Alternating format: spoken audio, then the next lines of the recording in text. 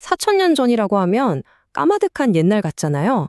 그런데 그때 이미 지금 우리가 말하는 세계화가 존재했다면 어떠세요? 놀랍게도 사실입니다. 그리고 그 거대한 무역망의 중심에는 정말 놀랍도록 현대적인 삶을 살았던 한 여성이 있었어요. 오늘은 바로 그 점토판에 새겨진 기록을 따라서 한 개인의 운명이 이 거대한 시스템과 어떻게 얽혀 있었는지 그 이야기를 한번 따라가 보겠습니다. 자, 그럼 먼저 이 이야기의 무대가 되는 거대한 그림부터 한번 보시죠. 지금으로부터 4천년 전, 그러니까 청동기 시대에 이미 존재했던 생각보다 훨씬 정교했던 글로벌 교역망입니다. 네, 우리는 지금으로부터 무려 4천년 전 청동기 시대의 한복판으로 시간여행을 떠나는 겁니다. 이 시기는 우리가 막연히 생각하는 것보다 훨씬 더 긴밀하게 연결된 세상이었어요. 이 무역 네트워크는 중앙아시아의 험준한 산맥에서부터 저 멀리 지중해까지 무려 3,200km 이상 뻗어 있었습니다. 한번 생각해 보세요. 이게 무슨 거대한 제국이 주도한 것도 아니고 개인 상인들이 이 어마어마한 거리를 오갔다는 걸요. 규모도 정말 엄청났습니다. 당시 문명의 필수품이었던 청동, 바로 그 청동을 만드는데 꼭 필요한 핵심 원료가 주석이거든요. 이 주석이 매년 수톤씩이나 당나귀 카플라를 통해서 운송됐던 겁니다. 이건 그냥 물건 몇 개 주고받는 수준이 아니라 거대한 산업이었던 거죠. 근데 여기서 정말 놀라운 점은요, 이 거대한 시스템을 국가가 운영한 게 아니라는 거예요. 마치 오늘날처럼 민간 기업가들이 자본을 대고 신용거래를 하고 이익을 젖추면서 이 모든 걸 이끌었습니다. 굉장히 현대적인 경제 시스템이었던 거죠. 그리고 그 파급력은 실로 대단했습니다. 자, 이 그래프 한번 보세요. 정말 극적인 변화가 보이죠? 청동기 초기에 90%를 차지했던 돌로 만든 도구가 중기에는 단 10%로 뚝 떨어집니다. 이게 뭘 의미하냐면요.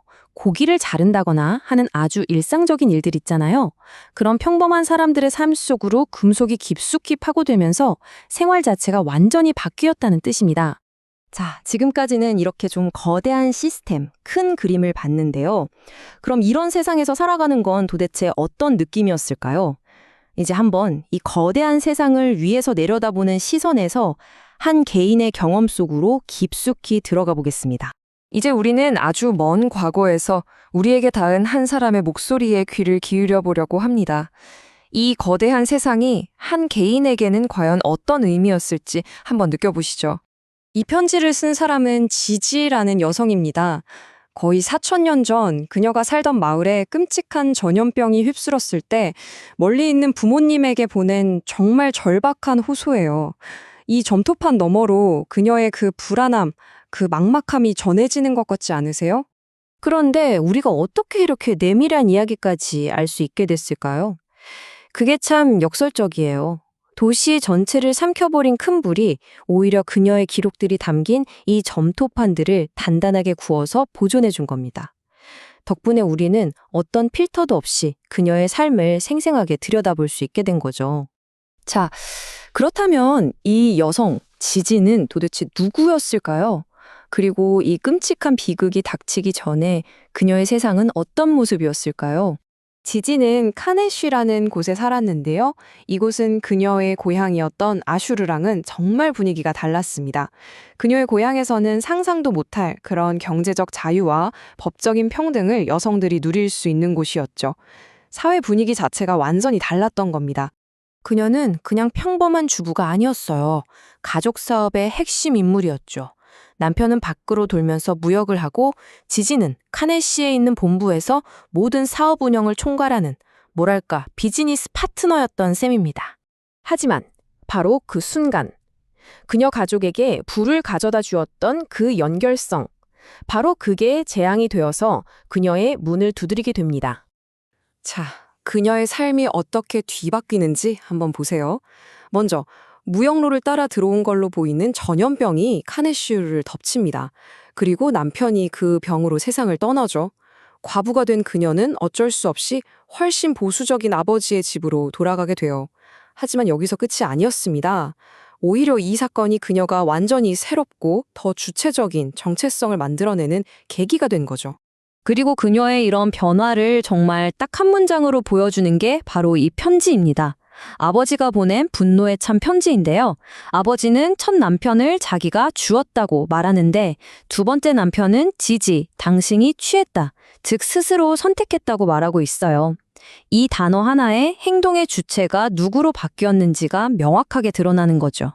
그녀는 이 새로운 상황을 그냥 받아들인 게 아니라 이걸 발판으로 삼아서 스스로 정말 강력한 사업가로 성장합니다.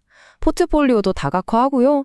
심지어 이걸 못마땅하게 생각했던 가족들하고 사이가 틀어질 정도로 당당하게 자기 사업을 운영했던 겁니다. 자, 그럼 이제 마지막 퍼즐 조각을 맞춰볼 시간입니다. 이 지지라는 한 개인의 이야기가 우리가 맨 처음에 봤던 그 거대한 글로벌 네트워크와 어떻게 다시 연결되는지 그 마지막 연결고리를 한번 찾아보겠습니다. 기억나시죠? 청동기 경제를 움직였던 그 핵심 동력, 바로 주석. 그 주석이 어디서 왔냐면 수천 킬로미터나 떨어진 중앙아시아의 외딴 산악 지역에서 왔습니다.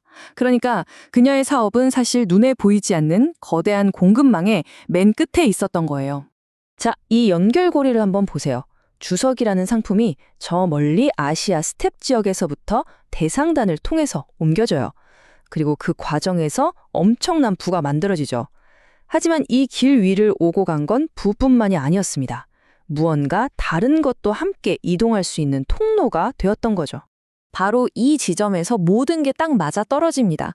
정말 놀랍게도요, 현대 과학자들이 유전학 연구를 해봤더니 우리가 아는 그 패스트, 흑사병을 일으키는 박테리아가 바로 이 동일한 지역에서 거의 똑같은 시기에 처음 진화했다는 사실을 밝혀낸 거예요. 소름 돋지 않나요? 그녀에게 불을 가져다 준 바로 그 원천이 어쩌면 재앙의 시작점이었을지도 모른다는 겁니다. 이건 정말 소름 끼치는 질문을 우리에게 던집니다. 과연 지지에게 기회를 만들어 주었던 그 무역망이 결국 그녀에게 가장 큰 비극을 가져다 준 원인이었던 걸까요? 4,000년 전 한 여성의 삶.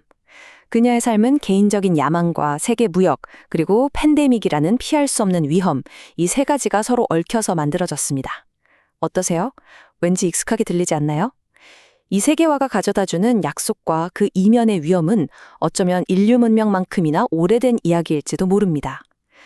그리고 4,000년 전 그녀의 이야기는 오늘을 살아가는 우리에게도 놀랍도록 많은 것을 생각하게 합니다.